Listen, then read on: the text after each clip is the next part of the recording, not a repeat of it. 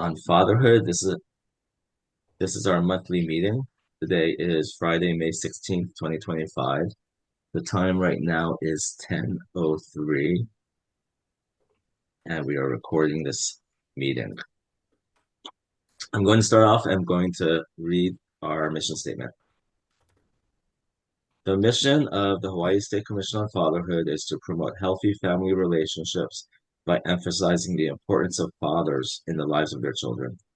The Commission serves in an advisory capacity to state agencies and makes recommendations on programs, services, contracts, policies, and laws relating to children and families. My name is Jeff Esmond. I am currently the chair and happy to be here. I am zooming in from Kahalu'u, windward side of Oahu. It's a beautiful day, although it is quite wet. This morning, I dropped off my youngest son. He's in sixth grade at Kaneohe Elementary. I dropped him off at Ko'olau Ballroom for their banquet, which was nice. My older two did not get their sixth grade banquet due to COVID, and they were quite dressed up. They're really growing up fast, I have to say. I'd like to start off with introductions. We're going to start off with the commissioners. I'm going to go in seniority order, starting off with the OG, Commissioner Alan Sunio. Jeff, I'm so sorry. Yes, If you could just say if there's somebody in the room with you, and then I always look for our Attorney General's office to remind me. I actually circled it, and I almost always do this on my written agenda to make sure I don't forget. It's a reminder that when you introduce yourself, please let us know if there is anyone over 18 in the room with you while we're conducting the meeting, or if they're under 18, you must let us know who they are if they have business before the commission. Turning it back over to Commissioner Sunio. Morning, everyone. Alan Sunil. I am in my room by myself. I just got back about 5 minutes ago from my staycation. So glad I was able to make the meeting. I am one of the founders for the Coalition for Dads and now serve as a member for the Commission on Fatherhood in Honolulu. Thank you. Thank you, Commissioner Sunio. And turning to our other Alan, who I believe is wrapping up his 8th year, if that's correct, on the commission, Commissioner Alan Cardenas. Wow, that long, huh? Well, with all the meetings that we missed because we didn't have quorum, I think I felt like actually being in here for about 2 years, 3 years. But anyway, aloha everybody. Happy Aloha Friday. Alan Cardenas. I'm zooming in from Leeward, Oahu, and I'm by myself. And I should clarify, I don't actually know the length of your first term, but we're all limited to 2 terms regardless of the length of our first term. Moving on to Commissioner Brian Alston. Greetings, everyone. Brian Alston here, beaming in from Kauai. We've had some great rain showers here also. It's been a long time working with men over the years, particularly with the Kauai Fatherhood Council here. And we did the Kauai Men's Conference for a number of years. And happy to be here, and no one is in the room with me. Thank you. Thank you. And moving on to Commissioner Marty Oliphant. Aloha, Marty Oliphant from Oahu as well, and no one's in the room with me as well. Thanks. Nice to see you, Representative Oshiro. Thank you for being here. Good to be here. And Commissioner Neil Chauhan is not present today. And moving on to our most recent commissioner, Commissioner Mark Augustine. Aloha, everybody. Commissioner Mark Augustine, zooming in from the beautiful island of Maui, and I'm in Wailuku right now in my office, and no one's here with me. I'm all alone. Glad to be here. Thank you. And super happy that we have 3 ex officios, if I got that correctly. I'm going to ask you to introduce yourselves, and when you introduce yourself, if you're not on camera, if you could kindly put yourself on camera, starting with representing the Director of Human Services, John Kumar. Hello, everyone. John Kimura, DHS ex officio designee. Glad to be here. Thank you. Glad to have you. And moving over to the representative for Director of Health, Wendy Noah. Aloha, good morning, everyone. My name is Wendy Nihoa on behalf of Dr. Kenny Fink. Thank you. Is this your first meeting for this commission? It is. I am here and actually on behalf of Matthew Shim, Dr. Matt Shim, who attends regularly. Thank you. And then just a little about myself in case you're Sure. wondering. I'm the chief for the maternal and child health branch in Diamond Head. Okay, great. And then finally, Leanne Gillespie. Good morning, Leanne Gillespie. I'm the Executive Director for the Office of Youth Services. Thank you. Thank you. Very good. Glad to have you here. Moving on to our Deputy Attorneys General for Sunshine Law, who is monitoring us, starting off with Erin. Morning, everybody. Erin Yamashiro from the Department of Attorney General's office. I'm here to help with the Sunshine Law. Thank you. And moving on to Lily. Hi, good morning, everybody. I'm Lily Young, Deputy Attorney General, and I'm also helping you out with the Sunshine Law. Erin. Wow. Thank you. And we are now at a point where we cannot be doing this without our administrative assistant. If you would please introduce yourself then.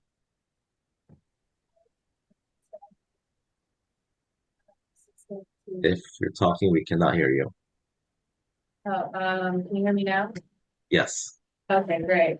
Hi, I'm Devin Gu, and I'm the Administrative Assistant to the Commission.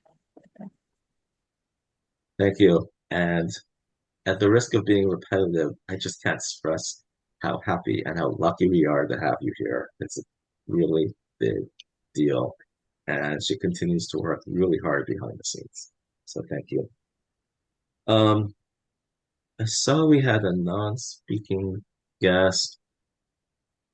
Steve Evans, if you would please introduce yourself. Hi, I'm Steve Evans. I'm here on the Big Island. I'm the executive director of Boys to Men Mentoring, and Brian invited me, and my wife is here wandering around in the house. So That's great. So is this your first time joining this commission? it is, yeah. Yeah, can I ask more about what your interest is? I've been working with Brian with Boys to Men Mentoring. He's one of our mentors on Kauai, and he approached me about checking things out and said you folks might need somebody on the Big Island. So I thought I'd come and see if I could support a brother organization. So Well, it is very true. We need someone from the Big Island. I hope to see a lot more of you. Thank you. Glad to have you here.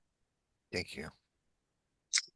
So today on our agenda, we're actually going to start off with a legislative update of sorts, and we have a special guest speaker. And I'm actually going to turn this over to Commissioner Cardenas if you can do an introduction.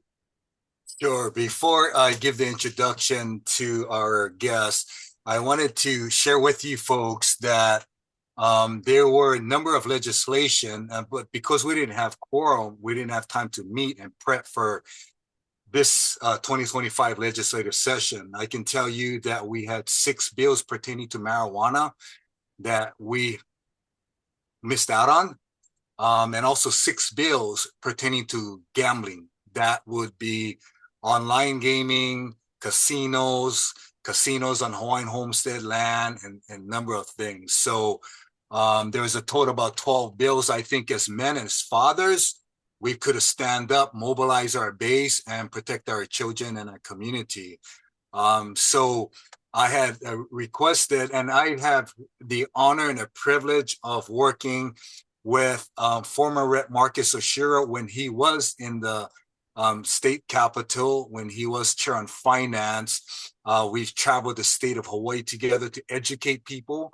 leaders in regards to the dangers of marijuana, not back in the 60s, but today's marijuana. He's an expert. He spent his time, talent, and treasures doing extensive scientific research on that. So again, it's an honor and a privilege for us to have him on the agenda.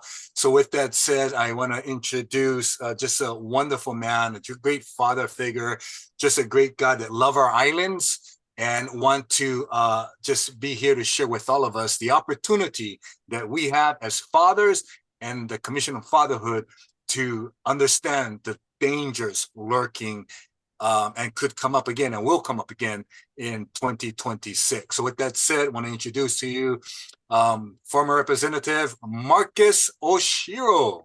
Oh. Oh, thank you very much. It was like I was attending my own wake with those kind remarks. Thank you, Pastor Allen. I appreciate it. Chair Esmond and commissioners, thank you for this opportunity. I just set my timer at 10 minutes, so I'll try and get through this and allow us some time for questions and answers.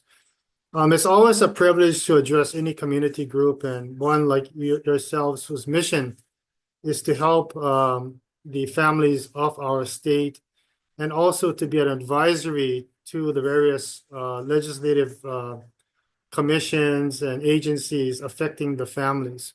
So two things I wanted to speak about are the medical marijuana bills, recreational marijuana bills, and the gambling or gaming bills. So we were fortunate this year, and I'm in opposition to expansion of medical marijuana to include recreational marijuana. Let's start with that. I've always opposed any kind of legalization of a substance like marijuana that would basically addict a new generation of young people, similar to what we learned in the 50s, 60s, and 70s with tobacco. I equate marijuana or recreational marijuana or legalized marijuana to the next big tobacco. It's one and the same of advertising, of manufacturing, of promotion, of so-called educational outreach, all the same effects of big tobacco. Basically lessening the health effects and long-term serious consequences of marijuana addiction, especially with the younger people, and taking off with all the profit as the tobacco industry. We were fortunate this year because although it went very far in the State House of Representatives, at the last minute, in a very unusual event occurred when the Speaker of the House, Nadine Nakamura, and the Majority Leader, Sean Quinlan, decided to recommit the bill.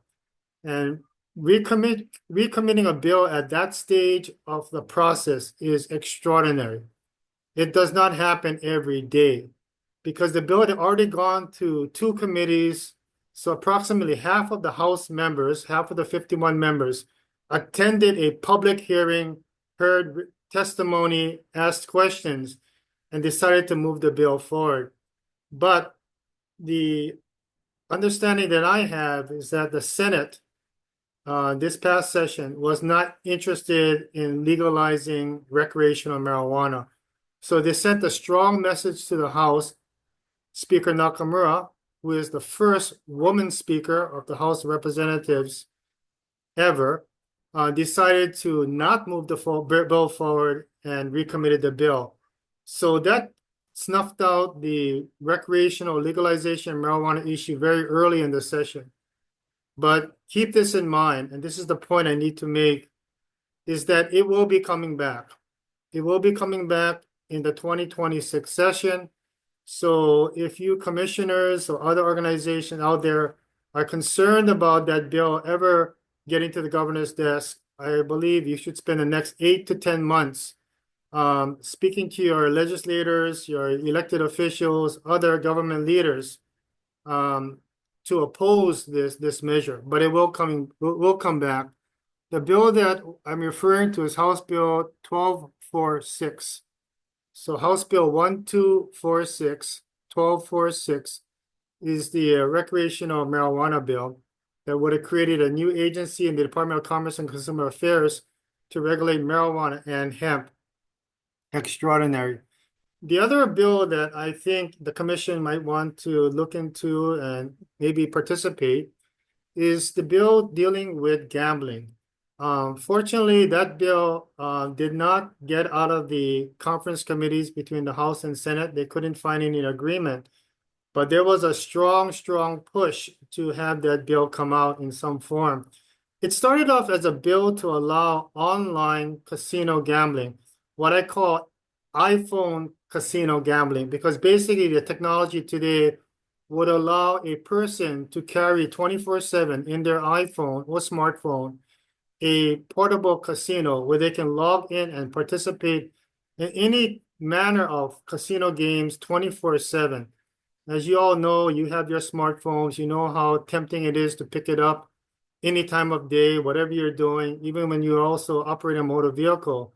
But it's something that will be available to especially young men who are the prime targets by the large five multinational gaming or gambling organizations, businesses out there. So fortunately, that bill was House Bill 1308. 1308. That bill stalled out. However, it is still alive and well and can come back in the 2026 session. As a consolation to the supporters, and there were a lot of supporters from it, from the governor's office on down through the House and Senate leadership, Senator Kochi, Speaker Nakamura, and the rest of the leaders, they did come out with a task force through a Senate concurrent resolution, SCR 121. SCR 121 is basically a task force that directs the Department of Business, Economic Development, and Tourism to work with the various interests, including law enforcement. But let me make this point. It's heavily stacked with those who are supporting gaming. And unlike what Pastor Allen described, this includes not only online gaming, but includes land-based casinos, shipboard gambling, lottery, all the different forms and manners of gaming. And the idea is that they would come back in with a recommendation in December of 2025 for the 2026 legislature.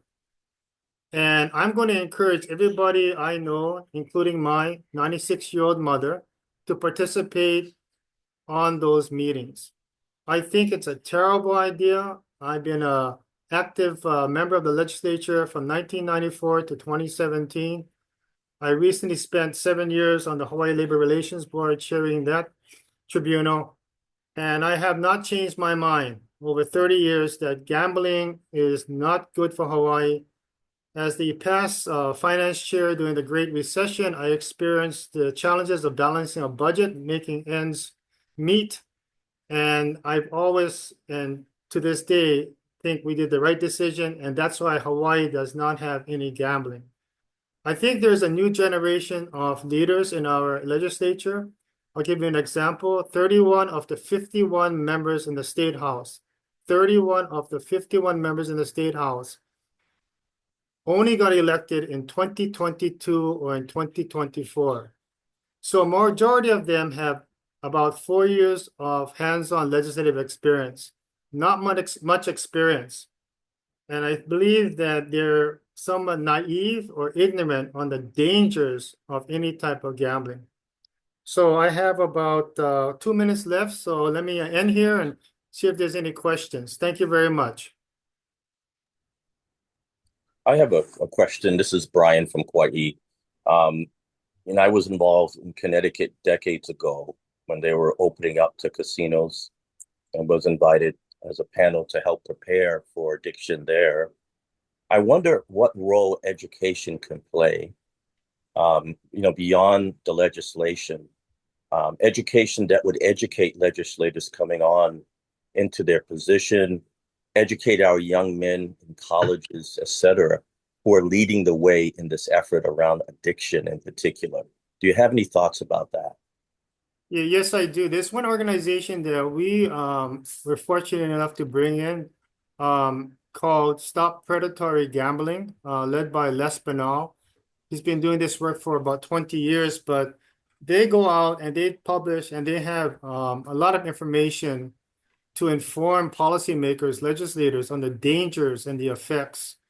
There are a lot of psychological issues that go on in any kind of addiction, whether it's narcotics or whether it's marijuana or whether it's cocaine or opioids. The same effects goes on in the addict's brain regarding gambling addiction. So it's a very serious medical health concern. Some people equate the growing surge of online gambling in the United States as the next opioid epidemic that's going on right below the surface. Thank you, Brian.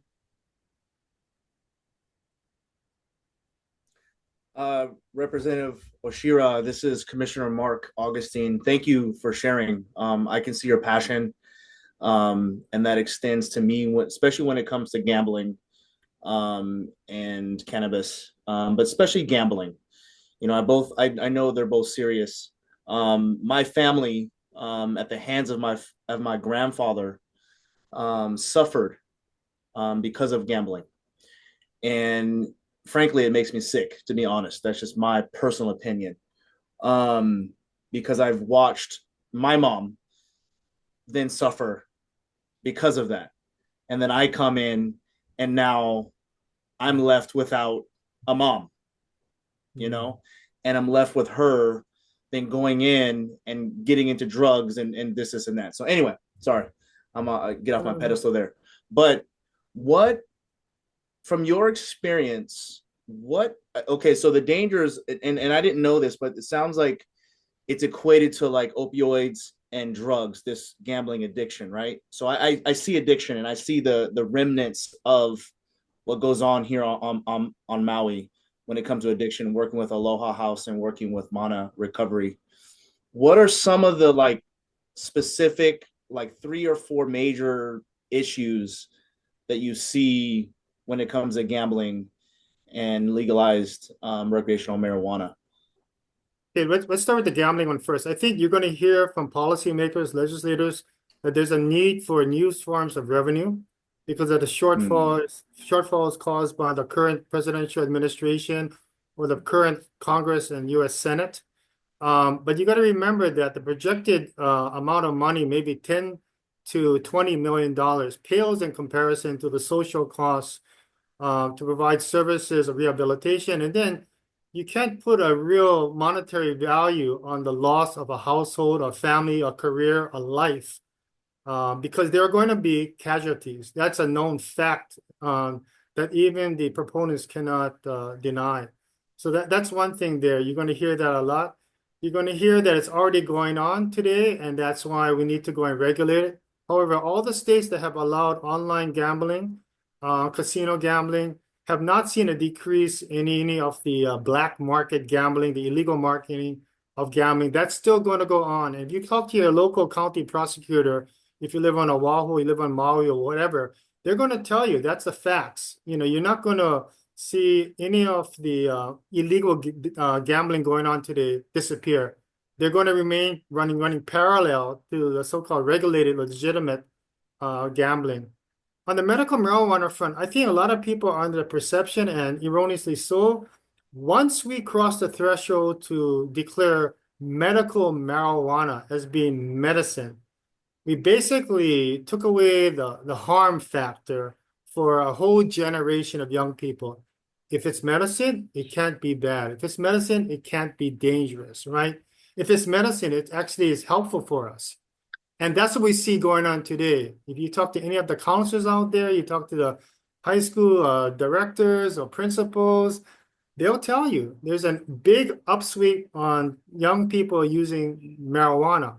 And I would say that a lot of it comes from the basis that it is out there and it provides a gray market between the so-called medical marijuana market to the stores, retail, and in the gray market, which is always going to be there in the community.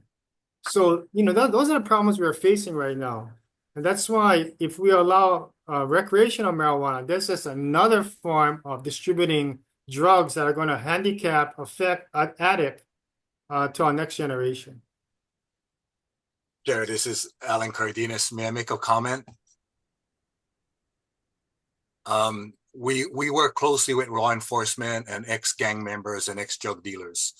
In meeting with the law enforcement and the guys that used to run the game rooms and pump drugs into it, they laugh at thinking that legislators will pass legal recreational marijuana, legal gambling, and that they're going to shut down their businesses. They're laughing. There's no way on earth that they're going to stop selling the poison, the drugs, and recreational marijuana just because the state of Hawaii legalized marijuana and gambling. So I just want to put that out there on record. We've been meeting the last couple of years with this. We've got more game rooms on my side of the island than almost anywhere else, and all the other stuff. So again, that's why this is personal for me. It's painful for me. And again, it's something I think that we as commissioners need to understand. So thanks for the comment. Steve, go ahead. Yeah,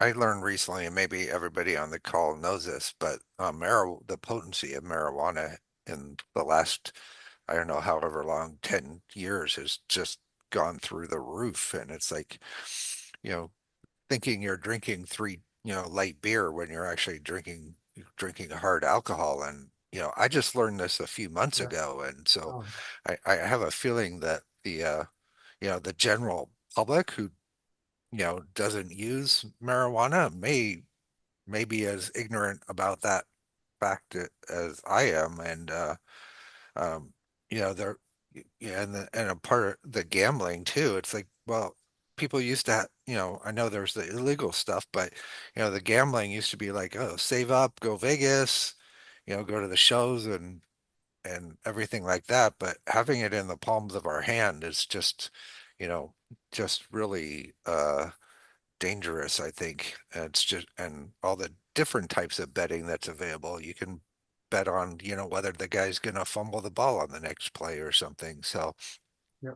so it's, and once we let the genie out of the bottle, that's gonna kind of be it. So I think it's really important to take a stand on these issues and limit the impacts they're going to have, because I don't think any community has actually tremendously benefited to a greater extent. The benefit has not been so great to outweigh the consequences of either legalized marijuana or gambling. So thanks for listening. Hey, Alan, can you do me a favor? Alan, can you share my opinion editorial that was published in the Honolulu Star Advertiser with the commissioners? Sure, I put parts of it in the chat. What I'll do, commissioners, is I will send all of you a piece that former rep put together out there, and it is what it is. And so we'll send that to you. Yes, Marcus, I'll do that. Yeah, thank you. And then, if any of you want to follow up with me on the gambling issue or the marijuana issue, I'm almost available. Thank you for your time. I have some questions if you still have time. Oh, yeah, I do. I was trying to wait out to see everyone else's questions. So, I could be wrong, but I feel like gambling has come up in legislative session every year for decades. And I guess the recreational marijuana, maybe we're only on 2 years up for that. I don't know if it goes back farther. So based on what you were saying earlier about the current makeup in the House at least, do you think that we're headed in a direction where recreational marijuana and gambling are going to start to be legalized, regardless of opposition? Well, let me start with the first. The first one was gambling. I think there's a strong push for it. I think a lot of people are uneducated, undereducated. I think they're naive and ignorant of the facts that occur. So I think that's what's holding it back right now. I think the fact that you had so many people supporting it this year, more than 26, you need 26 in the House to approve it, scares me. And as a lifelong Democrat, again, who served from 1994 to 2017, when I first heard that there was legs or there was a attempt to move a gambling bill, I said to myself, yeah, there's no way. But as I dug into it and I got involved in the latter part of the session, it was true. There was a lot of support, both external and internal in the square building on Beretania to move the bill. So I think it's a live and present threat to Hawaii.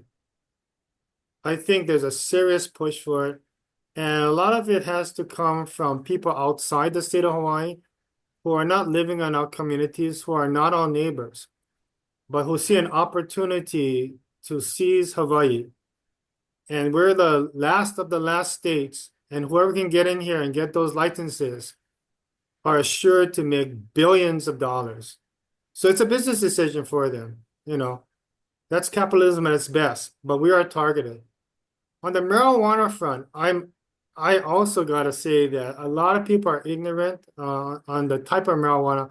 This is not the marijuana that some of us may have grown up in. I'll confess, you know, in the 70s, you know, I did light up and I did inhale, you know, and I enjoyed it. But the marijuana that they're creating today, it's out of laboratories. It's a higher potency, higher strain, that it's very, very different from what was grown, you know, 40, 50 years ago. It's a strong, powerful drug. And I call it a drug because it's mind-altering substance. And you can talk to people who are using it for medical reasons today. A lot of them are contemporaries. It's a lot stronger than it ever was. So I see a lot of danger. But the argument on both fronts for additional revenue, it doesn't pencil out. So you talk to someone from the Department of Human Services, you talk to someone from the Department of Health, they're going to tell you they're underfunded. This will add additional caseload, additional workload if you're allowing these two double-headed monsters out there. And again, once Pandora's box is open, you're never getting these back. So I have a follow-up question. Um, let's say that they're destined to pass. You know, if the commission were to take an approach opposing it, can the commission take a second approach with, if you're going to pass this, please put this into the bill, or please can you do this? It's not strong enough. Is that? I mean, I perhaps I'm naive myself in asking that question. No, Jeff, that has come up. I mean, there's always the mitigation measures, and you know, the Deputy Attorney Generals understand that. You know, that's always what usually occurs to reach a so-called compromise. But there's so many illusory types of representations made by the industry that you really got to understand. There is really no assured way of keeping the predatory element of gambling away from those who are most disposed to become addicts. And in my opinion, I was basically saying this. I said, if you're a policymaker, if you're a legislator, and you think you're going to raise new money for education or for housing or for healthcare, all the good things, on the backs of those who are going to be addicted, you have no business being in office. You know, I've said that. And I brought in everyone from the top to the bottom because you know there are going to be fallouts, because a lot of the so-called protections that the gambling people will talk about are non-existent. So if you're thinking about that, go to those states that have those in place and ask them, are they working? I have one last question. Yeah. And my fellow commissioners knows that this has been a concern of mine because I have a sixth grader, I have two ninth graders, and vaping is just Oh, huge, absolutely huge. And I believe it's just part of that path. Um, I mean, as part of this whole thing, I don't know why the vaping protections are not strong enough. It's unbelievable what's going on just in my son's elementary school, even. yeah, you know, you got to stay on top of that. You know, that's vaping today in the schools is one of the best ways that kids, young people use marijuana. they're using it in the form of your vape pens. And because they have less smoke and they're flavored, they don't emit the same kind of smell that normal marijuana smoking, through a pipe or a joint would have. So you don't have the telltale effects or signs. But let me tell you, that's how they're getting it. So you got to really be on top of it. The Department of Health and the Department of Education, I think they're working the best they can, but there's only so many eyes and ears they can have, especially on a, several hundred student body campus. But it's really up to the parents and the families and maybe folks like you folks, the commission, to educate people. It's not a lesser, well, it may be a lesser harm than smoking cigarettes, right? Or pipe tobacco, right? But there is harms from breathing in these, vapors, and we don't know the long-term effects of breathing in, these vapors into one's lungs. I'm sure pediatricians would tell you that it's harmful, and they shouldn't be sold, but because of the internet and because of a friendly friend or an older sibling or a nice friendly uncle or auntie, they're getting the product and they're using it. So it's really one of explaining to them the dangers of vaping. Yeah. And I feel, oh, good. Please, Mark. And I feel with the gambling, especially, I feel like, the message of taking Hawaii by captive, and stealing it, stealing it once again, if you will, right? That's what it sounds like. Needs to be more promoted. Don't take our land, leave our land alone. Second thing is that I feel like this is going to be an issue with the labor trafficking, sex trafficking, to be specific. Yeah. You know what I mean? I can see it. I can see it. I've talked to a lot of different people, and I never correlated it until now. And I'm like, holy moly. Because I have 2 daughters, man. You know what I mean? And it's like, I will do anything. I will fight if there's an army that's getting ready to be built, because of this. It's like I just think about my kids, and I think about the kids when I'm doing my qigong and I see the kids vaping walking by, and I'm just like, and I'm gonna get my burger over here at Safeway, and I'm just like, it takes me everything in my power to not talk to them, you know what I mean, and start fathering them and be like, you guys, let's go, you know what I mean. So especially with the gaming, man, I just can't believe that legislative folks that been an oath would even, like, you know what I mean? Like, what are they doing? What is going on here? You know what I mean? I'm sorry to get off my high horse here, but No. it's just having kids and like having my girls like be, because I'm telling you, I'm calling Alan, I'm calling everybody. I'm like, hey, let's go. I'm just here as the watchman of the wall to alert the community. That's my responsibility as a citizen and a former legislator. That's my responsibility. I gotta believe that it's one of ignorance and naivety. I think they don't understand and appreciate the dangers and the consequences of opening this Pandora's box. So I think it's one of educating them also. But I understand. We have one of the highest rates of sex trafficking. We have one of the highest rates of sex trafficking of children.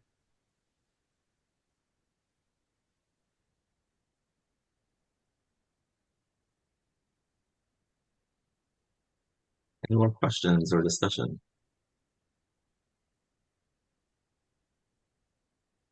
Thank you, Representative Oshiro. Thank you very Thank much. you. I appreciate the time. Good luck. Anyone needs any more, call on me. Thank you. Thank you, Pastor Allen. Thank you, Morris. Love you. Appreciate you. Marcus, we'll be in touch. I'm going to share my screen. Hold on, because I always struggle to get it right.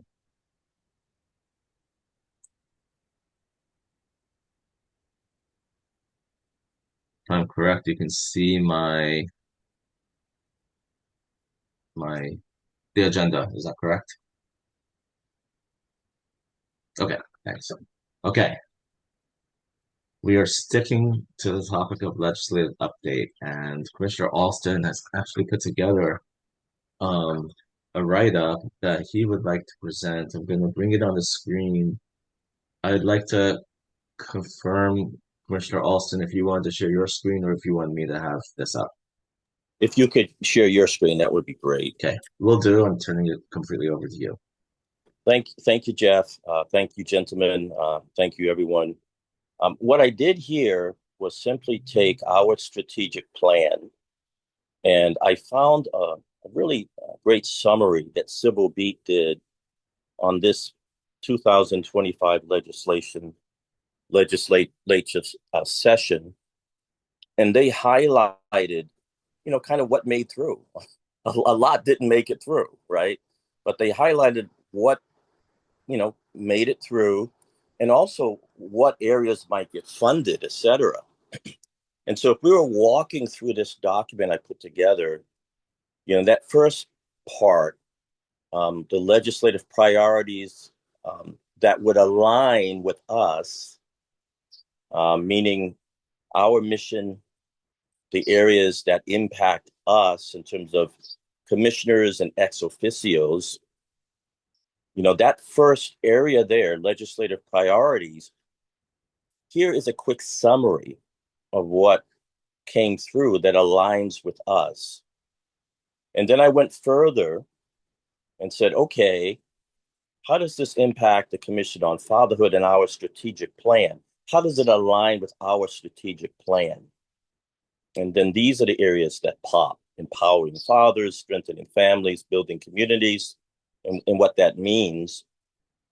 And the key focus areas, once again, of what made it through the legislative and how it connects to our strategic plan, our mission. And here are those key strategic focus areas. And the KPIs, what we could look for, what we could take note of, what we could collect in terms of data. Those areas: workshop attendance, service access, policy adoption, participation, feedback, etc. And then I went further: areas of alignment between the legislative priorities and our commission goals. Okay. And it breaks it down under education, under mental health, under housing, under policy reform. So this gives us a current snapshot: what made it through 2025, how it aligns with our priorities and our mission. And then I went to recommendations for commission's practical action. All right. Here are some ways, some ways we could follow through from going forward, that we could follow through on our respective islands, that's mission centered for the commission, that connects to the legislatures and has made it through and has funding support. And so for me, what I'm going to do is look at Kauai in light of these 5 areas and what I can be and should be doing or collaborating with in order to address these particular areas here. For me, here on my island of Kauai. So the idea of the document is really to highlight what's compatible, what's mission-centered for us, what's funded, and how we might spring forward to kind of bring these things to our respective islands. So that was the nature of doing this summary report. It's not exhaustive. I merely use the Civil Beat summary. So there might be other legislation out there that made it through that also pertains to our agenda, but this does give us some meat and potatoes to go on. Thank you. Thank you, Jeff.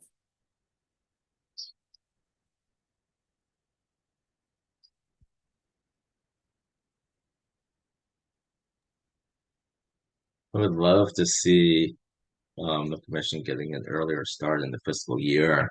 If we've managed to provide some, and I'm talking about legislative participation, if we managed to provide some testimony, why can't we get to the point of talking to the legislators before session even begins while they're working on the bills? I would love to see this, getting more specific about what we're going to talk about, what we're going to focus, and recognizing, we may not be able to focus on every bill or every topic, but we'd love to get some more specific into it as we prepare for the next session.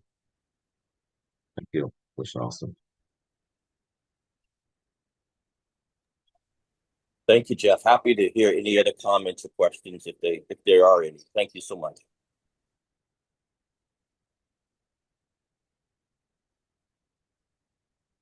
I am required to ask if we do have any public testimony from the public on the agenda item.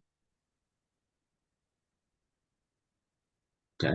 So, Mr. Cardenas, I know you have an event coming up, so I put this down. I was hoping that you could talk to us about this upcoming event you have and how it relates to the commission. Yeah, so right now we have an event coming up, a couple of events. One is May 19th. I got about 90 leaders from my side of the island coming together. I've got a couple of guest speakers. One is former HPD narco and vice commander Mike Lambert. He's currently the director for Department of Law Enforcement. He's been standing with us in regards to stopping predatory gambling, marijuana, and so forth.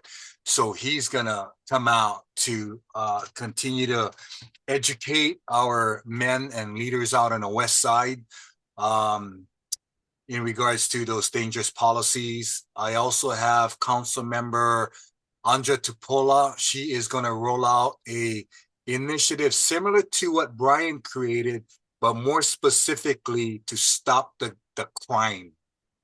A strategic plan and policy to stop the crime out there. I got Representative Chris Morioka that will be doing a couple of events. So it's really to bring protective factors into our community to be able to address the risk factors and really bringing back hope. People need hope to cope. They need hope to float and to bring out, to create positive news. So that's coming up next week, Monday, but we're also getting behind in supporting adult, a teen and adult challenge. They have an event coming out May 24th. That's the prevention, intervention, recovery of our men, strengthening our men, mentoring men, and so forth. So both programs, both events have to do with about just raising up strong men, and is in alignment with a number of the initiatives for the Fatherhood Commission. So I'm super stoked, super excited. I'm glad that we made the cut for funding. So thank you guys so much. And as always, we take pictures and we'll be sending that to you folks and giving a report back at our next commission meeting next month. So thank you guys. That's a brief summary of what we're doing in our community to strengthen men and families in our community. So big mahalos. Thank you.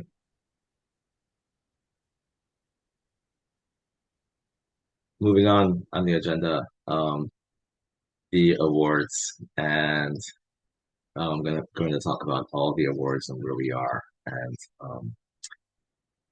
all recipients have been determined. We have we're in the process of doing the processing and administration for the sponsorship awards, and once their activities are done and they submit the receipts, we'll hopefully get them reimbursed. Father of the Year awards. Mr. Cardenas, did you have a plan for at least the one recipient that came through you? You're on mute. sorry about that, for the recommendation that I made. Yeah, if you had a plan for presenting the awards, basically we don't have a set plan for or ceremony or event yet. We just didn't determine it for Oahu, at least. Um, and we could do a variety of events depending on where they came from or where the nomination came from. So I know that one nomination came through you. If you had something specific, just wanted to clarify. Not yet. I'm working with my state representative, Darius Keela, to find a place that we can make the presentation. So we nothing nailed down yet. We're thinking at the neighborhood board meeting, right around Father's Day. Nothing confirmed yet. We're still looking at our options. Commissioner Alston, have you gotten closer to firming up your plans for Kauai? Sure. This gentleman is very connected in his local church. So instead of having the mayor make the presentation this year, we're going to go to his pastor and the leadership there to make the presentation to him and take some photos and share that with everybody. Do you have a date intended for that? I don't. Is there a time frame, Jeff? You prefer it? No, there's not really any kind of strict time frame. It's just more to get them out. Okay. So as soon as I get the trophy in hand, I will arrange it. Yeah. So my rough plan at this time is we're trying to get the trophies ready for pickup a couple days before the event on Maui, and with Mr. Oliphant flying to Maui, I'm going to try to ask him to bring with him the Maui and the Kauai trophies, and then you can take it back to Kauai. That's my intent right now. So you should have that after the first weekend in June. Mr.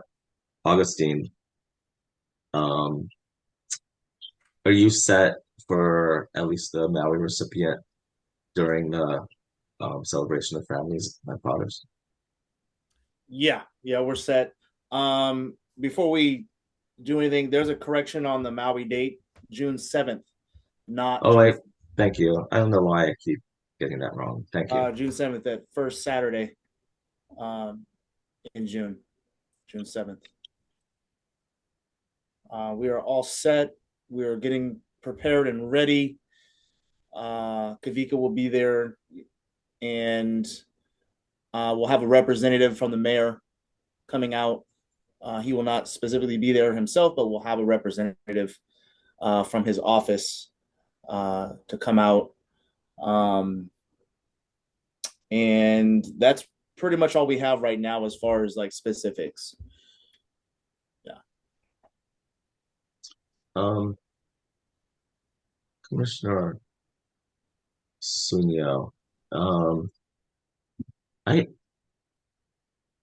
I don't for some reason I don't remember exactly what our discussion was last time, but did we come up with something specific? I know that Amanda Stevens is hoping to do um a press release, but I don't know that we have something other otherwise for Oahu, because what I like to do is somehow combine have an event for that incorporates all three of the types of awards, but I'm not able to plan something. It's just beyond my capabilities.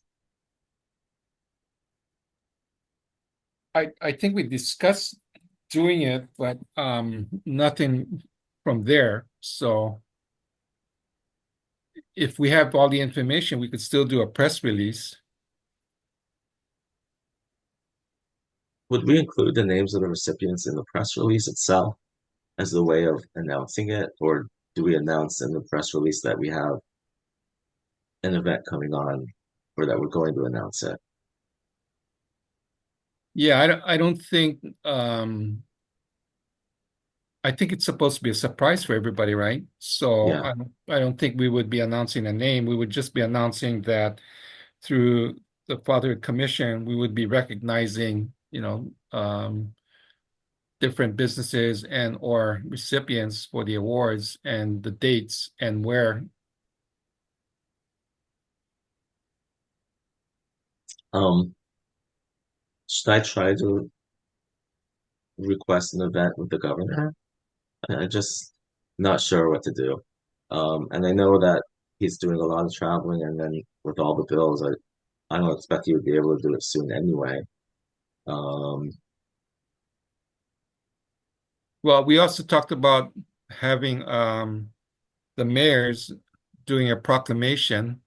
I can make a call to um, Mayor Blangiardi, see if that's possible. If we want to do that, everybody can do one for each island. and the proclamation, what would that be? For the award. And well, I know we talked about doing something for Father's Day or announcing the conversation I think went around announcing an event that we would be putting on later down in the year, announcing the awardees. So, I mean, that was one part of the conversation. So it just So, depends now on how everybody's going to do it, if they want to just do it individually. so if we did a proclamation with the mayor, can we actually request an event with the mayor right at Honolulu Hale? That's what I was going to do, see if we could do it there for Oahu. But if Oh, Alan has some plans already, I mean, again, whatever is going to work for everybody.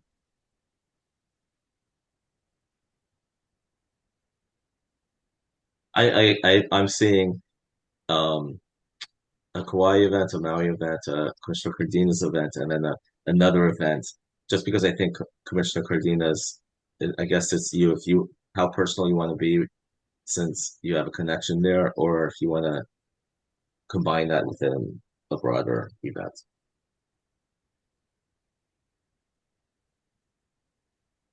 You talking about this press release or what Alan's talking about?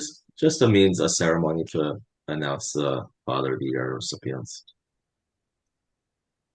Yeah, I think that would be good. I think we did have the discussion, but again, sorry, we just wrapped up legislative session, so we're still doing wrap up. So I've been tied up with all of that, legislative reports and so forth, and haven't had the time to look any deeper into that. So we Okay. could do something.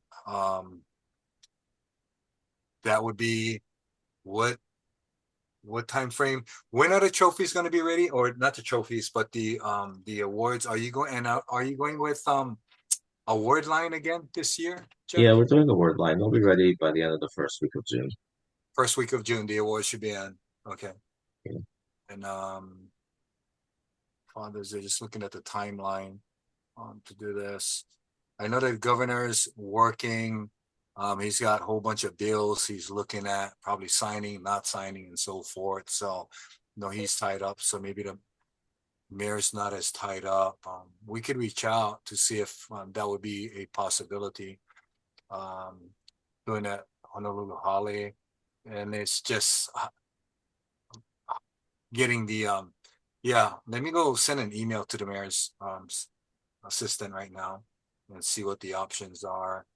Okay. If he's willing. Before you do that, I just want to make sure we're not sending multiple emails, because Commissioner Sunil had just suggested he was going to reach out to the mayor's office. Well, maybe let Alan do it. Alan is the unofficial mayor. I mean, Mayor Blangiardi is the official mayor that we voted for, but Alan Sunil is the unofficial mayor. So, Alan, maybe, yeah, if you don't mind reaching out there, if you got the bandwidth to do that. Yeah, I can do that. Okay. Can, And you're can gonna you email Alan? Sorry. I'm Or sorry. are you gonna call? Are you gonna call or email? How are you gonna reach out to the mayor's office? I'm going to call first and then see what his availability is, and then I'll send out an email, a formal Okay, email good. requesting. You can loop us in then with that to give us an Yeah. update. Yep. Yeah. that'd be great, Commissioner Sunil, and that's hopefully we can get that clarified before our next meeting in June. Really figure this out. I might Key Project, who received a sponsorship award, they also submitted a nomination. So I might reach out to them to have a presentation of that one recipient What over at their Father's Day event. what would be the target date for this? What date do you want me to ask for? I guess it has to be after our next meeting, which is on June 20th. I mean, for me, as soon as possible is what I'm hoping for. Is that good with you, Alan? Yeah, sure. Sure. Okay. And Commissioner Augustine, you have your hand raised.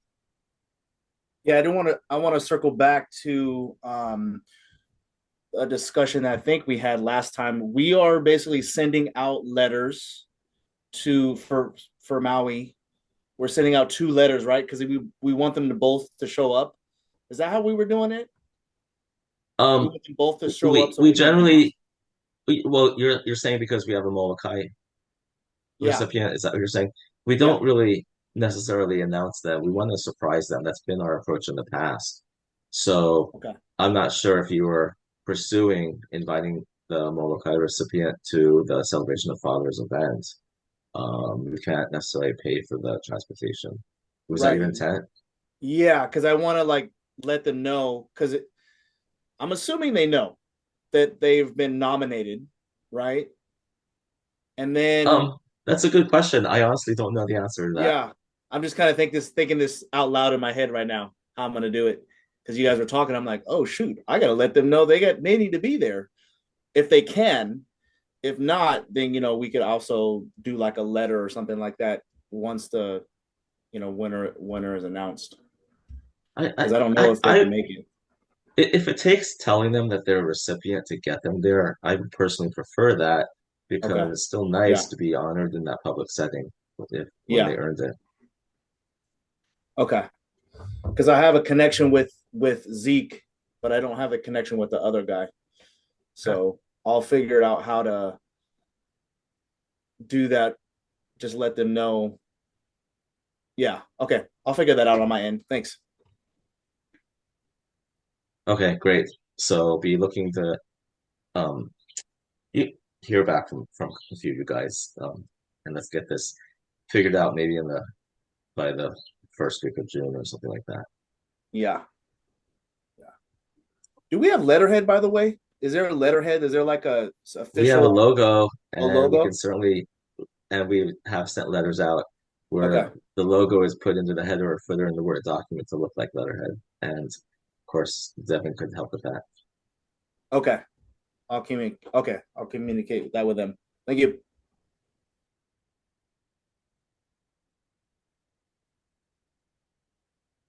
Okay, I'm going to move on. Share my screen.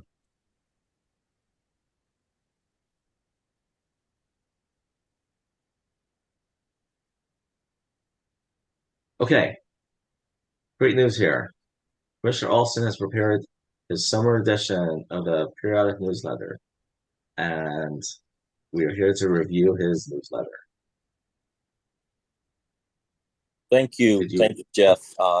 Gentlemen, at this point, we're looking at a quarterly publication. We had one for the spring. Our main article in that one was Father Hunger.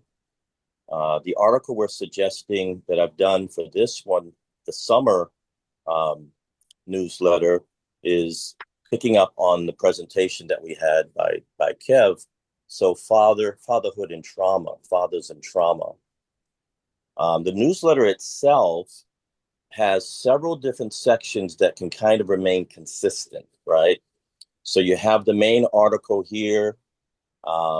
We have also a legislative update, a summary of what I gave to you guys a few minutes ago, so that anyone reading this, even a legislator, can see the connections of the things that we have central to our agenda and how they may be central to their agenda.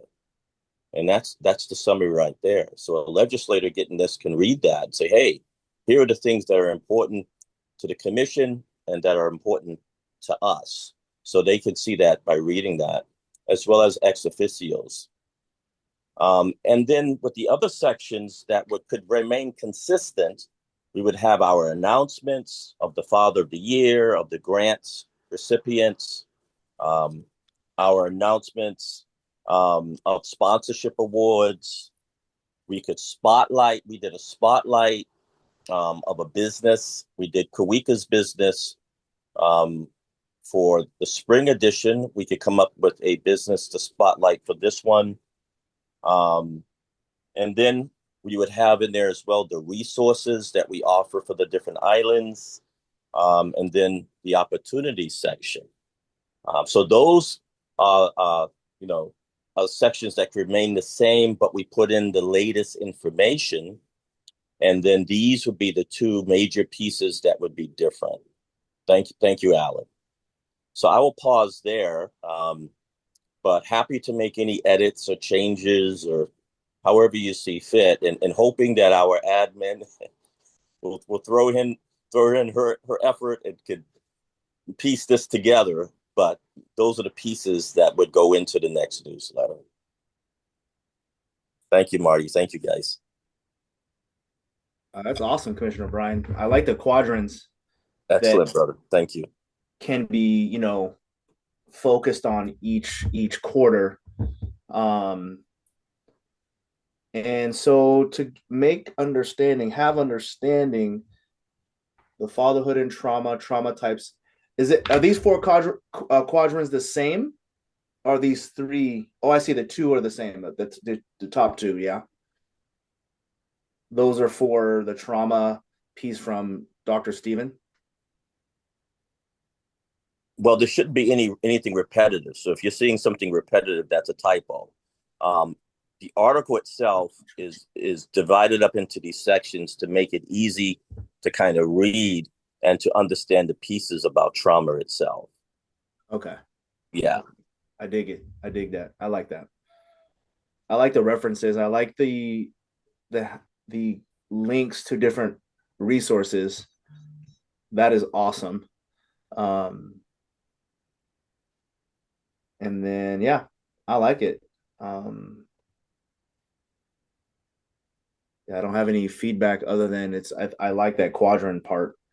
And then so those things each quarter would change to something that, that's relevant for that quarter. For each quarter, we do a different feature article. This is the feature article for this one. All right. Yeah. I like that. Cool. But I have an administrative question here, Commissioner Alston.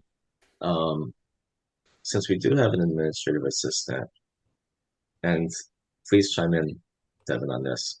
If she actually took over the formatting and the editing, and you actually, because I think it would save you a lot of time if you wrote up the sections and then emailed them to her, and then she has an ongoing newsletter format.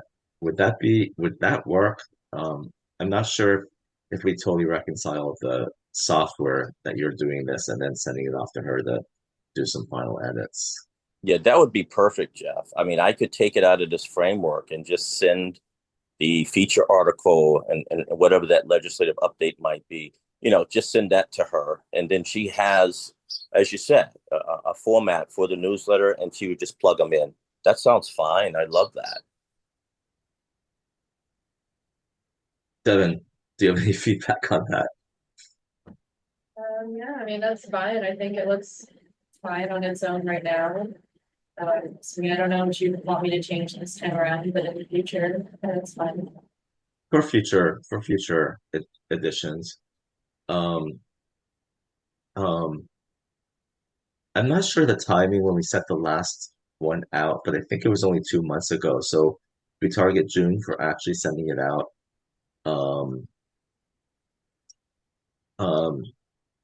Maybe we can add something in about Father's Day at the top or something.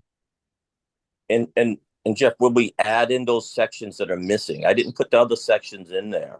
The announcements, for example, that was part of the primary section of the first newsletter, where we had pictures of the fathers of the year receiving their award. We had a spotlight. We had the resources. So these are the sections that would still need to be added in. All I'm sharing is the feature article along with the legislative update. Okay. And so you would still be able, she could still make it into the way the first one looked. You know what I mean? Because the spotlight and the announcements came first. You know, we highlighted those individuals first, if that's what you choose. Yeah. Okay. Okay. Um, okay. So I'm just processing this. If we want to make some updates like that, we can't really put pictures of making the awards. We can announce the sponsorship awards. And if I can just, I guess, ask for a wording change. Former Commissioner Matos used to always correct me on this because I was calling them grants, but they're actually, he wants us to say sponsorship awards, and then our Aaron and Billy actually have confirmed that because it's a different role on the commission if we call something a grant versus a sponsorship award. That's correct. What is it? It should be a Yes. sponsorship award. Yeah. So just to clarify, to use that wording. Um, okay. I think I'm gonna treat this as our first draft and maybe work it up and present it at our June meeting to distribute shortly after the June meeting. Mr. Cardenas has asked if he could distribute this, if I'm correct. We also sent you in our congratulations email handout that Devin and I worked on that you should have in your inbox. And feel free to use that or give us comments because it doesn't mean it's final. And um, I mean, I don't see why we can't. Just if you wanted to send this, I don't see why we can't sort of retitle it to include on your event. But this has to happen in the next day or so because the event's on Monday. So I'm not sure what you want to do, Commissioner Cardenas, for that. No worries. When I saw this, I said, "Wow, this is amazing. This is great." And I was thinking, since we have our event coming up on May 19th, just kind of rolling this out. But yeah, we can take our time, do whatever editing needs to be done, roll it out later. I can go back. This is the other attachment that you sent in the email was okay. This is awesome. But Okay. I'll use Yeah, it. it's fine to use any of them. We're just trying to get something out there with limited time to create something. It's fine with me, at least.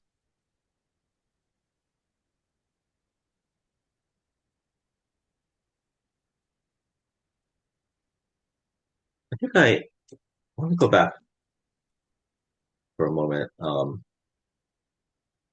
are we on the agenda here? I do plan for us to be done by 12, by the way. I think we'll get through it easily. On the awards, the sponsorship awards, I think one of the things we were hoping was to be able to set up a table. And I didn't hear, we didn't hear back from a single person taking us up on that offer. Um, I'm going to push for that.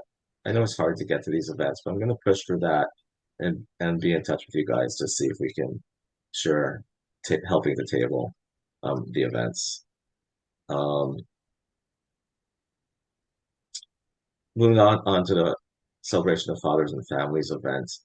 Um, before I ask if you have any updates, Commissioner Augustine, um, I simply have not found the time to continue to work on trying a gift item or a handout. But another challenge we have is that DHS is not going to accept something like that within the current fiscal year budget. And the challenge is because I feel like if we're trying to get 400 items, and if it comes out $10, we come up with a $4,000 or a $5,000 handout. we're doing it on a next fiscal year's budget, which we haven't really gotten to, and that's the challenge.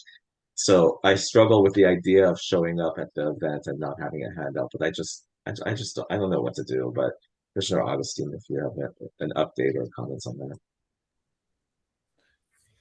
Yeah. Something that we could do is, yeah, I don't know what the budget would be right now. Maybe some stickers, of the logo, or any paraphernalia. Do we have T-shirts that we can give out? No. Okay. I don't think we. And then I wouldn't sweat it. I wouldn't worry about it. I would give out, I would do pamphlets. If there was a brochure, I would just do that for right now.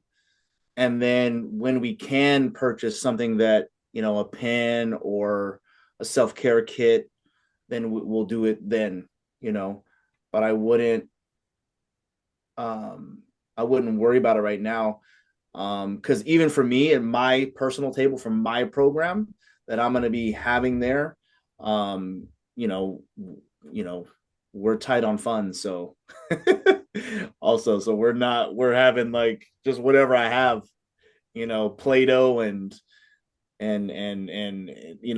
Rubik's cubes and stuff. I have like little tiny Rubik's cubes, but I think it's okay because I think even for Hui Kane Connections, they don't really give out anything either. So I'm safe. It's okay. We don't have that. If that makes any sense.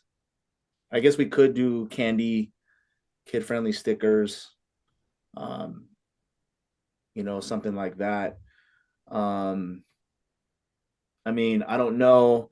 I'm gonna think outside the box right now, and if I ordered something, I would order double that. From MFSS. I don't know how well that's gonna go over. I don't know. I can ask. I'm not afraid to ask, even for that. If let's say I ordered, and had like what are those things called, M&Ms or something like that, and then we just get double M&Ms, and then say here's a gift from MFSS to COF. I don't know how well that's going to go over. I'm just thinking out the box here. But if not, if we can't get a gift for the table, I believe and I think a brochure and information is going to be sufficient. Well, I don't know. I love the idea of something little, even if it's just candy. And I'm not Yeah. big on giving candy to kids, but I think I'd prefer it. But for clarification, Mr. Olcott, in terms of getting like a formal logo item or something to that event, that something to that extent that we can really consider swag, the I just don't know how to. I don't know the legal aspects of fitting it into the budget when they're not going to honor it in this year's budget. They're not going to honor. And in a sense, it's a message to us that starting next fiscal year, we need to put this together and buy something from once we get our budget going, and then we have it and we're ready to go. With that being said, um, I, I I mean, I would love it. I mean, how are you about buying some kind of yeah,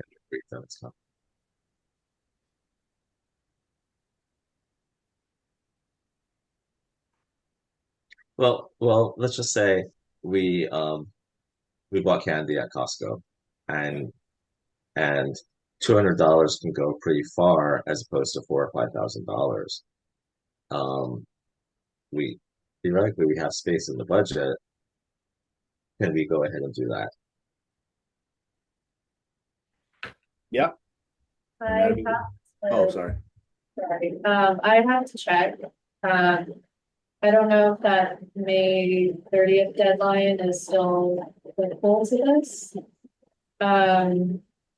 But if it is, then you would have to submit your receipts before May 30th in order to get reimbursed. I have to check first to see what's going on with that, because I did just get like the notices that fiscal year is ending, budget, everything needed to be done.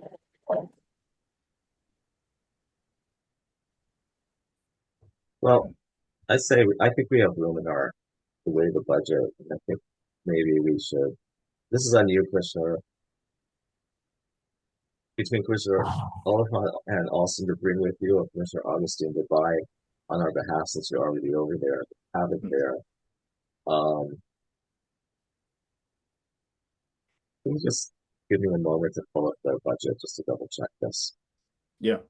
Sorry for the pause here. Here's revenue budget for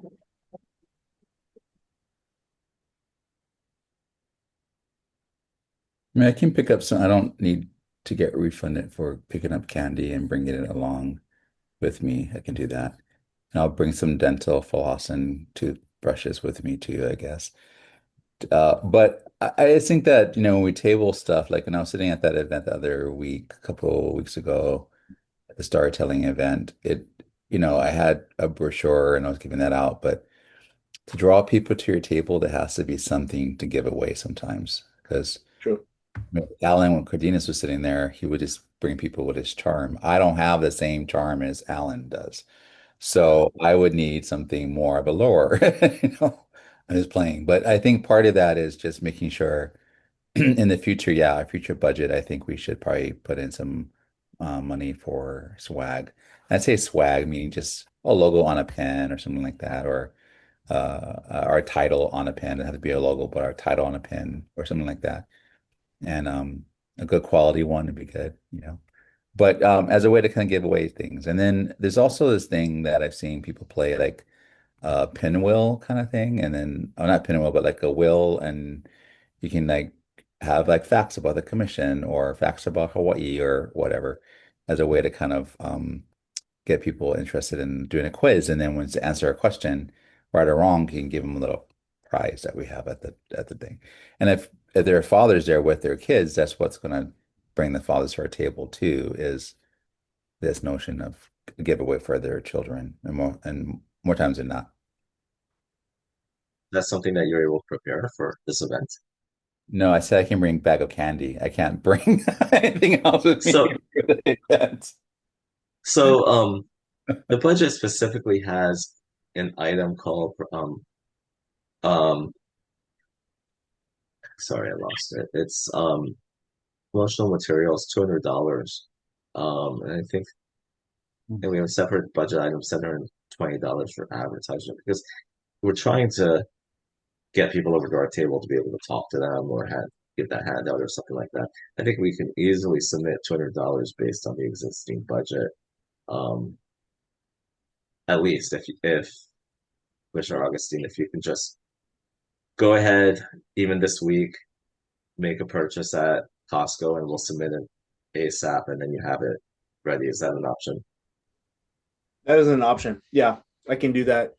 And then what I think I'm going to do also is possibly, I'm not sure. Well, I will see how this works if I can. Maybe position your guys' table next to my table because I get a crowd. I get a crowd and it's busy. And so what we're also doing is we're also thinking about doing kind of like I don't know exactly what it's called, but it's like basically passports. And so they kind of have to go around the tables and hit up to get a stamp to be able to get in a raffle drawing to get, the grand prize, right? And so you'll have a stamp there or use a pen. But I think I might have some stamps that I can let you guys use at that table. And we'll also be running announcements also and highlighting different tables. And I will also be pointing people in your direction as well. So it's loud also. It's very loud. So bring some throat lozenges because your throat will be Hard. in pain. Yeah, bring lots of water. We do have runners for you guys. We'll be running food for you guys and water for you guys. And then we'll have a person also taking photos for you guys, for everybody. And then if need, bathroom rotations, we'll have people going in and out for bathroom rotations as well. You just let us know. about that. But to answer your question, long-winded, yes, I can make a run to Costco, and figure out, find a bag of candy to put out there. And God works in mysterious ways too. Maybe someone has a box of toothbrushes, that we can stash at your table. It's happened to me before. Someone gave me a bunch of diapers. I'm like, sure, I'll put that here. Diapers are popular. They bring a huge crowd. So yeah. I think I'm gonna try and put together one page or to put out that basically asks kids to post on Instagram. Take a snapshot of this. I did this at one event, not really knowing if it would work, and all kinds of teenagers came over and they're like this, taking pictures of my one pager of the post. I'll try to come up with something like that. That also attracts them. Okay, are we good on that topic? I think we are. Oh, sorry, Commissioner Oliphant, two things. Um, I think the correction moving forward is we got to get this talked about in the beginning of the fiscal year because we did kind of have it in the budget and the concept there. It's just I personally, I guess, struggled to move it forward. And then the other thing is you do have charm. Don't discount yourself. Thank you. I appreciate that. Thank you very much. So okay. Mr. Alston, you were going to revisit the National Gathering of Fatherhood, Thank you, if Jeff. I'm Thank you, brother. correct. Appreciate that. The idea is, it kind of came as a result of my looking at about between 25 and 30 websites of different states and looking at the commissions across the US. That's about half, I would say, for the country.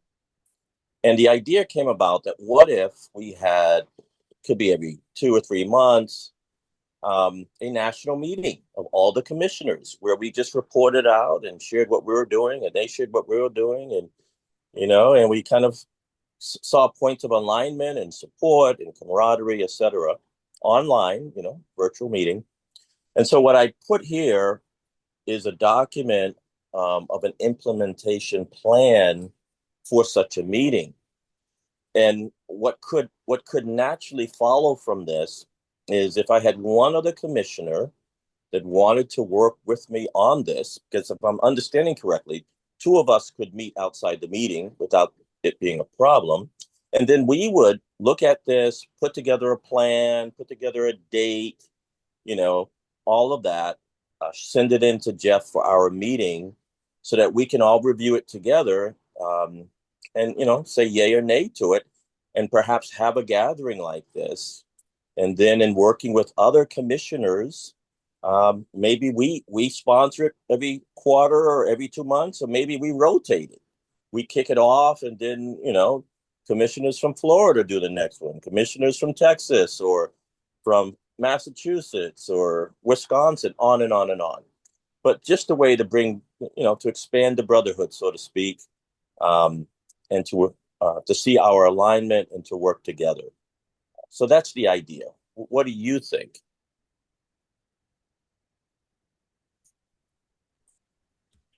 Well, you're talking to a man, Commissioner Brian, that loves to collaborate. I love to build bridges.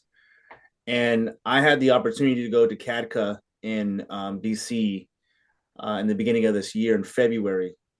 And I mentioned this before, but I went to a lot of different sessions, and there was minimum at 150 per session.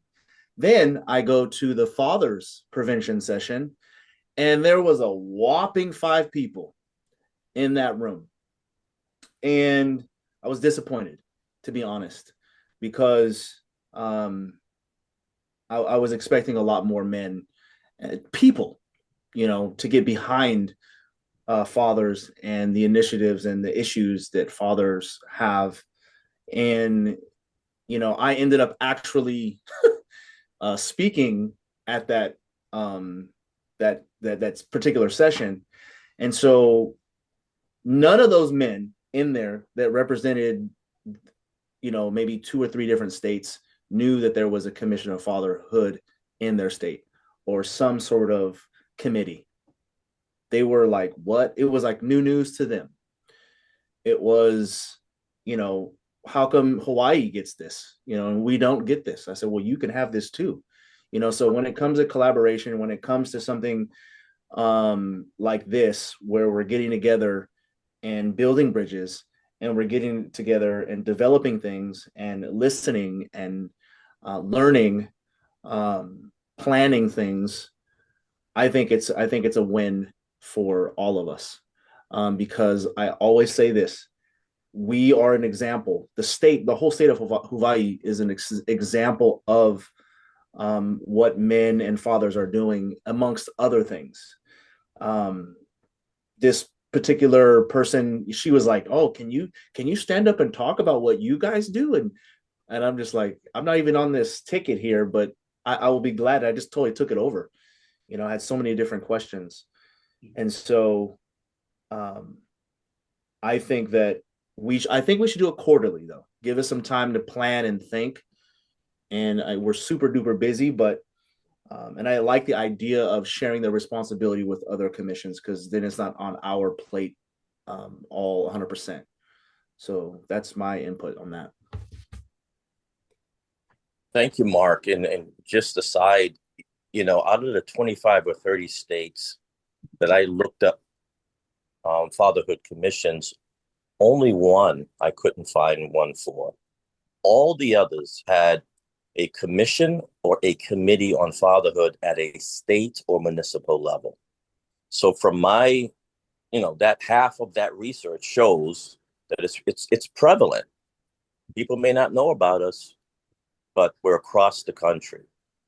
So I would love it if Mr. Mark would join me and we could put this together and come up with a date, and et cetera, et cetera, et cetera, and put it back on the agenda of trying to kick it off. That would be my suggestion, if possible. Yeah, count me in, Commissioner. Count me in, Brian. Yep. Perfect. Yep. Great, you guys. Mr. Alston, just some thoughts. I'm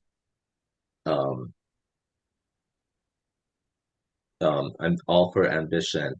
I do prefer quarterly over bi-monthly, and I kind of wonder if semi-annual might be more functional for a lot of these people. But another thing that if you get this kicked off on a first meeting, you can also throw it out to participants to ask how frequently they might want to have it. But I know it takes a lot of work to put something like that together. Sure.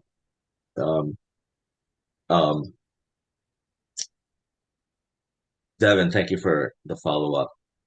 One clarification or confusion on my part is it's been presented to me that it's impossible to submit receipts that happen in May or June, and that because they refused Commissioner Sunio's receipts from last year, which happened in that period. I don't know what the mechanism is or why we cannot submit receipts in that time period, because if we discuss a new budget for next fiscal year and we approve for this receipt that was spent in May or June, I would think it would be able to be reimbursed, but they refused that, which kind of angry about. And so Commissioner Sunio had to pay, at this point, has paid for the shirts on his own, our second batch of shirts. Thank you, Commissioner Sunio, for that. It's a real frustration of mine, Devin. So I don't know if you're able to get clarification on that. I don't understand why that would be a. So I didn't work on the reimbursement personally, just from what I heard for Commissioner Sunio. I think there were a couple issues. First was something about name. It wasn't in his name on the receipts, your invoice, and then I think it was an invoice, not a receipt. So name. Then the other problem I think was timing. I don't remember if this is correct, but I think that we were trying to submit a receipt for the previous year or something. I don't really remember if that was the case, but there were a couple of issues. And that's why DHS had refund or Well, reimburse. thank you. It's the timing issue that got me upset, whether or not the receipt or the invoice was acceptable. It was being told that it couldn't count for any fiscal year, and basically being told that May or June you cannot have expenses. And I just disagree with that. I never got a satisfactory response, so I just had to move on. But that's what didn't make sense to me, whether or not the receipts worked or the name worked. So that's what I'm hoping to clarify, because we have Commissioner Augustine going out to spend a couple $100 right now. You know. Right. So the problem is that this needed to go on the memo.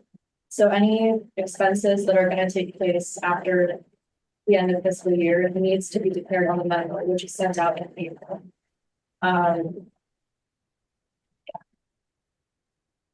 So that's the official deadline. We'll move on. You can still try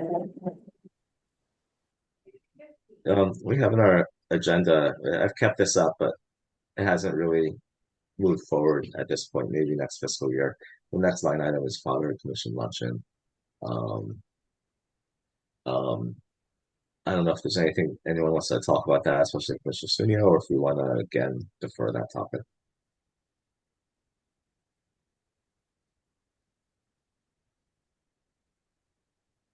Could you repeat that one more time, Jeff? I'm sorry. Sure. I'm gonna show the agenda. Hold on.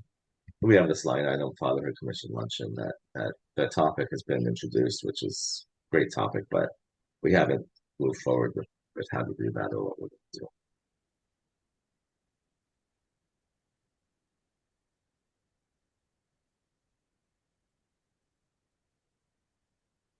Okay, let's hold off. Let's get through the awards at this point and figure out all of the awards activities. Okay, trauma-informed training. We weren't able to do it in June as we had hoped, and we have a date out there which I wanted to run by you. It's August 22nd, which is currently the scheduled date for our meeting in August. And based on what we discussed, meeting in the room in the state capitol and going from there. So I really wanted to run this date by you folks to see how feasible the date is for all of us.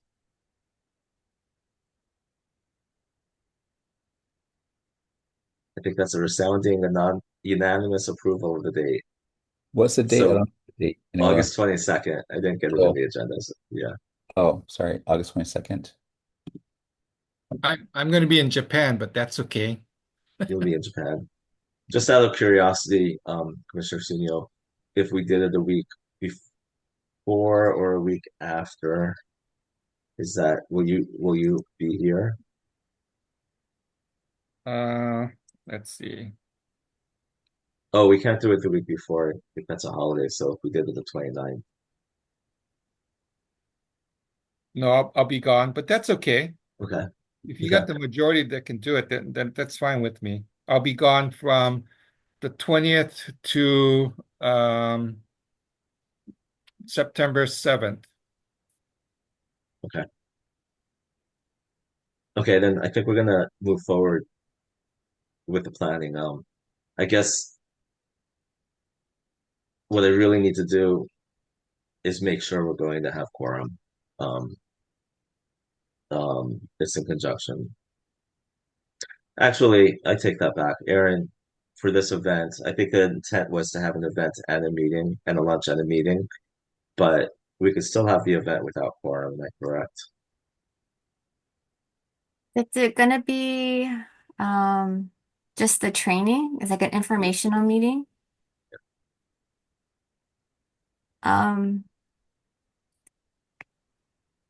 What would happen is if you try to schedule the meeting on that same day and you don't have quorum, you would cancel the meeting and then you could still have the informational meeting. Does that make sense? Yeah. Okay, that's why I just wanted to double check. Okay. Do you Okay. do you anticipate it'll be at 10 o'clock, like the regularly scheduled time? No, no. Okay. I had presented a time, and I had sent an email about it. I don't know if I could find it on my other screen really fast or not. It was something like 9:15 start or something. Um, Hold on. It was at 9:15 to, oh, the intent or the original timing was 9:15 to 11:15 for a meeting, followed by a lunch, and then the training from 11:45 to 1:45. Of course, we can reverse the order of that, but that was the intent. And just to clarify, you're not going to be charging for the lunch, right? I mean, charging the public. That is correct. Okay. The lunch actually was intended just for the commissioners. It wasn't really going to be part of the trauma informed training events. Oh, I see. Okay. So that's not actually part of the meeting Correct. portion. It's Yeah. to give us a bit of a break. Okay. All right. So we we had a training that that it was the question persuade and refer suicide prevention certification training. I believe there's still options, and ultimately we had some scheduling conflicts, but Commissioner Alston and I were able to sign on to this training, and then Commissioner Alston had some technical or technological difficulties on his end, and he had to sign off. So I'm the only one that did this training, and I would actually like to present a summary because I thought it was amazing and incredible. Um, so I'm just going to spend a couple minutes talking about it, and I apologize, I'm looking away from the camera at my notes. So, I I'd like us to look into future sessions of this training, um, and have that as an option for you. I thought that it was a 2.5 hour training, but they only went for an hour and a half, so I must have gotten my timing off. So this is QPR, question, persuade, refer. It's intended to be sort of like a first defense for someone who is thinking about suicide or someone who is depressed. And the I'd like to stress that my notes here are not to be treated as a training or the final word on this. It's to encourage you to look into getting the training from an actual professional. And this is what I took from it. QPR itself, it's not a treatment. It is basically helping to offer hope to someone who is suicidal. And again, May is Mental Health Month. So if you're around someone that is depressed or down or suicidal, there's some conventional wisdoms not to talk about it. And they say talk, talk, talk, talk about it. Talk about it because you're getting them to open up. You're actually creating a safe space for them to talk about something that they may be holding inside. Do not hesitate to talk about it. Um, if you have that opportunity, any positive action can help. Um, they said, don't worry if you say the words correctly or not, just talking about it is the thing. Um, and one opening they said is, have you been unhappy lately? They did say one question not to ask is, do not ask, you're not suicidal, are you? Because it's sort of suggestive, it's judgmental. It's better to say, are you feeling suicidal? Um, she showed several videos, and one of the surviving, one of the people said, and this is an important quote, suicide is not the problem. It's a solution to a perceived unsolvable problem. Okay. And suicide may end the pain for the person, but it only transfers the pain to your loved ones. And that's one of the most important statements. I think that one is a father whose son had committed suicide made that statement. I'm going to repeat it because it's really important and it's something you can tell them. Suicide does not end the pain or the problem. It transfers that pain to your surviving loved ones. Um, to help them understand it's not as easy as that. Um, you know, they want you to encourage them not to hide their suffering, to talk about their pain, and for them to understand people really want to help. Um, and and and follow up. Follow up. Don't send a text. Follow up in person, whether it's by phone or in person, but follow up to let them know it's not just a one-off discussion, that you care. So for clarification, QPR, question, persuade, refer. Once you get past that questioning about it and you're talking about it, the persuade is basically asking them, please get help. Don't hesitate. Please, please, please. Refer is, you know what? I'm not a professional. I'm going to help you find that help. I'm persuading you. So I'm going to refer you to the right person or organization or something to talk to. That's the QPR training in a nutshell. If you wanted to ask me more, feel free to email me or anything. I do want to see about future sessions because it's very informative and the presenter was very, down to earth and presented very well. Jeff, just wanted to give my impression also. Sure, please. I was able to. I was so impressed, gentlemen, with what Jeff was just saying and what she presented on the need that we have, the value that we bring to talk with someone that we're connecting with. If we see them sad, if we see them down, and to be straightforward in asking the question, are you thinking about suicide? I mean, for me, it seems like such a delicate question to ask, but she emphasizes the need to bring that question to the table in a very straightforward manner, and not to be shy about it. And to have that person talk about if they're feeling down, if they're feeling upset, if they're feeling alone, whatever those perspectives and those feelings might be. And what I'm finding is there is currently, and it may continue into the future, an emphasis on the value that we have in the lives of one another, not just the professionals out there, but we're there in the day to day. And someday it may be us someone is checking in with, right? And so she really gave that emphasis to be present, to ask those questions, and to be straightforward. Thank you, Jeff. And I also came home and I talked about this with my kids and tried to encourage them that they can even question. Because this topic has always been the topic of suicide has always been overshadowing me ever since, losing two close friends back around age 20. And the other reason, being in a community, the LGBTQ community, where it's just very prevalent because it is very difficult to deal with that, and suicide is just not really the solution. That's why it's just an important topic for me at least.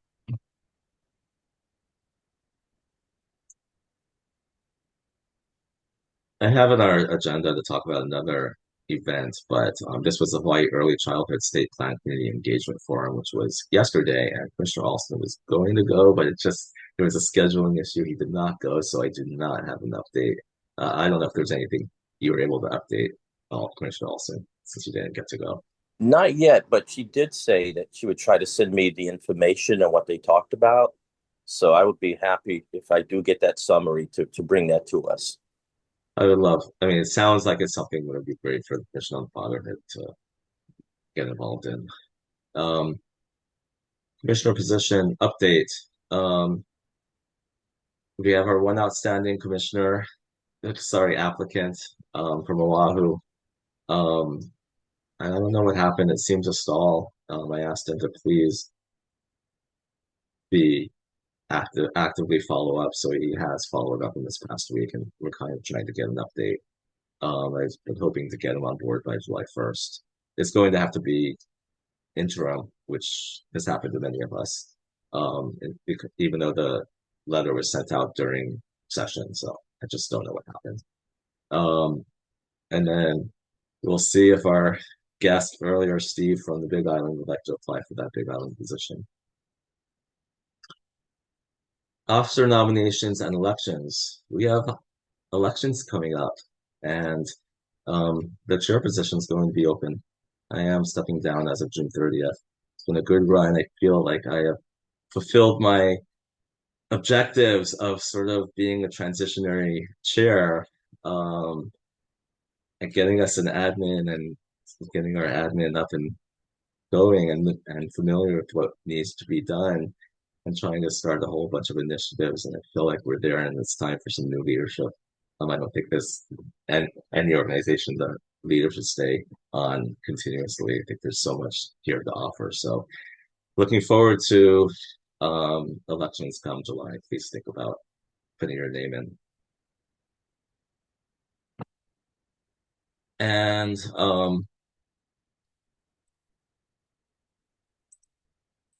with that in mind, I did want to make sure we had our date set for the rest of 25 at least. Our next meeting is scheduled for June 20th.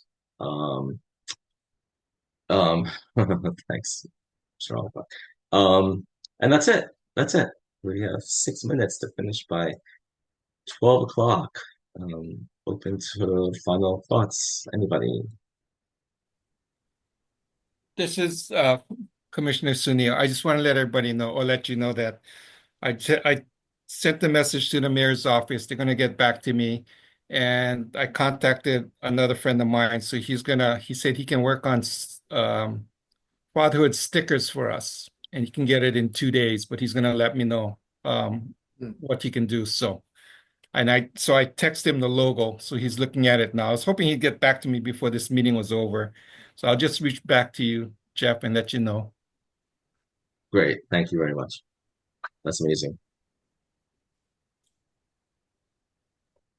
Well, thank you, everyone. I enjoyed the meeting. And Jeff, thank you so much for your leadership and looking forward. Thank you so much. Commissioner Cardenas, you ready for your closing words? Yeah, I was just gonna say, keep me posted, Alan, on that, and then we can you've worked with Scott Humber before, the mayor's communication director. No, I worked with oh gosh, just as I said that. No, it's not Scott, it's I can't think of his name right now, but I've also worked with Alyssa. Okay. Then that way, yeah. Thanks for reaching out, making contact. No, as we close out, I just want to thank you guys, all of you guys, for being here. I know you guys are super busy, but having quorum is so important. We can't meet and do business without quorum. So thank you guys for the sacrifice. Jeff, you've done an amazing job to be able to get someone on the back end to help out. Again, I checked my records. I was sworn in in 2020. Right during COVID, I was sworn in, and then I was up again for a second round. It's been an honor and a privilege, but I feel like there's tremendous traction now. I just feel like we're finally getting some things done. And that's because of you guys. So just love it, appreciate you guys, and I'm not sure when exactly I term out. I guess we can confirm that. If Jeff, you can confirm that. Maybe it's July. It's June 30th. June 30th. Yeah. Yeah. But so next month would be my last meeting then. As a commissioner, it doesn't mean that has to be your last. I'll get the boot 30th. But it's been an honor and a privilege, you guys. There's nothing more important than having fathers. Just you guys are awesome and amazing, and I appreciate you guys. Love you guys, and we'll be here to support whatever way possible. Thank you guys. Thank you. And unless there's any other words, we haven't done any voting. I'm going to make a motion that we adjourn our meeting. Is there a second? A second. Commissioner Augustine has seconded. Is there any discussion on adjourning this meeting? No discussion. All in favor of adjourning the meeting?